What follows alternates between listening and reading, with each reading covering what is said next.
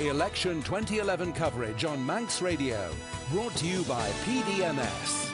Well, this morning at Douglas constituency, North Douglas, Douglas North, where John Houghton has been an MHK since 1996, formerly a sub-postmaster at Williston, also commandant for the Isle of Man Special Constabulary.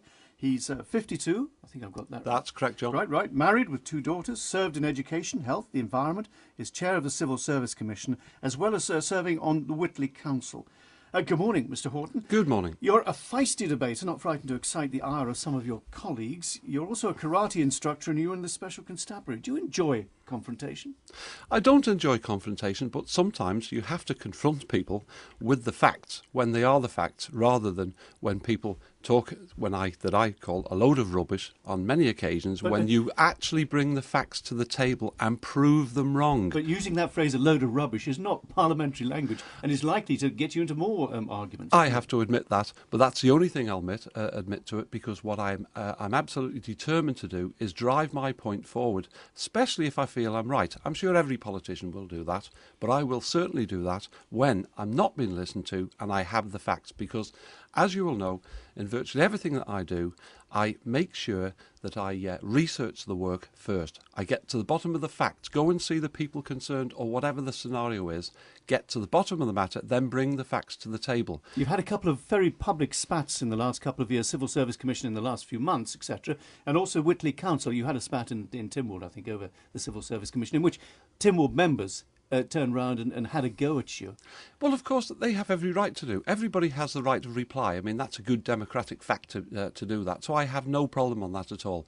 That's a way of life. I'm used to it. I'm comfortable with it. The Gender Recognition Bill, you got into trouble there for a phrase it would about extending human rights legislation to transsexuals. Now, you were very outspoken about that. I was outspoken about that, but I'm outspoken about many bills. Can I tell you about the bills that I've provided? Can we just talk about this? What was your view on this? You thought it shouldn't go forward? No, what I'm saying is that's a matter of the past. That was a debate that's now gone over. In the last 5 years. It's gone over. The issue has gone over, and everybody's moved on from that. So let's just deal. The electorates might still be thinking about that when they talk to you on the doorstep. The electorate, I'm waiting to speak to the electorate on the doorstep, because I'm getting around hundreds of doors, and what people are really interested in is not dragging up the past, John. They want to know about the future, and they want to know about what the plans are for the future, and this is where we're now at what I'm trying to establish is what you've achieved in the last 5 years. Right, so let me tell you what I've achieved. Let me tell you exactly what I've achieved, because having a debate in Tynwald about a certain bill isn't what you've achieved.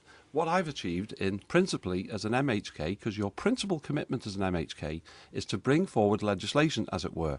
I've been responsible for a government bill and my own private members' bills, and I bring out a private members' bill at least on average once a term. And this term I've brought forward the Debt Recovery and Enforcement Bill, which is almost about to be enacted and will be live towards the end of the year. Now, what that will do is that will bring money forward for people who are owed money by debtors, and those debtors who have the money, if you will, of course, and who have proved their case in court, will be able to get their money, which they currently are unable to do. Now, what that will do for the economy also, John, is that will provide many, many hundreds of thousands of pounds when it gets going.